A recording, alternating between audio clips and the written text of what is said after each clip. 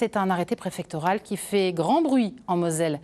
Vendredi saint, traditionnellement férié en Alsace-Moselle, ne sera pas forcément chômé pour les commerçants cette année. Le préfet autorise l'ouverture des commerces, de quoi faire grincer des dents l'intersyndicale, mais aussi certains professionnels. Les détails avec Colline L'Expert et Fabrice Rosasi.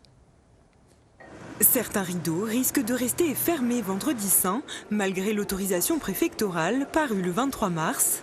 En cause, un délai trop court pour s'organiser. J'ai appris ce matin qu'on avait le droit d'ouvrir le vendredi saint, je crois.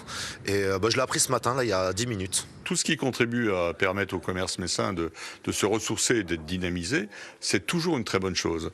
Ce qui est peut-être un peu dommage pour nous, c'est le manque d'informations qu'on a dû subir. Donc il y aura vraisemblablement des commerces ouverts, mais on aura du mal de tout mobiliser parce qu'on arrive un peu tard, même si l'idée, je me répète, l'idée est positive.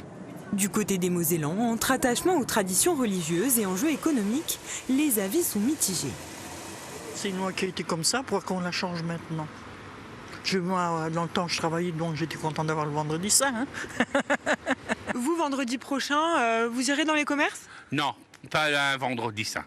Comme le prévoit le droit local, vendredi saint est férié en Moselle, uniquement dans les communes où se trouve un temple protestant. Dans les grandes villes, les commerces étaient fermés, alors que dans les petites villes où il n'y a pas de temple, les commerces étaient ouverts. Et c'est l'amendement Masson des années 89 qui, donc, permet au préfet, en Moselle uniquement, de décider l'ouverture ou la fermeture des commerces, mais sans tenir compte des temples. Mais traditionnellement, les arrêtés imposaient une fermeture totale. Le syndicat Force ouvrière y voit donc le franchissement d'une ligne rouge. Ça ne passe pas parce qu'on pense aussi que c'est une forme de croisade du préfet contre la totalité du droit local. Le document prévoit que seuls les salariés volontaires pourront être mobilisés le 3 avril. Contactée, la préfecture n'a pas répondu à nos sollicitations.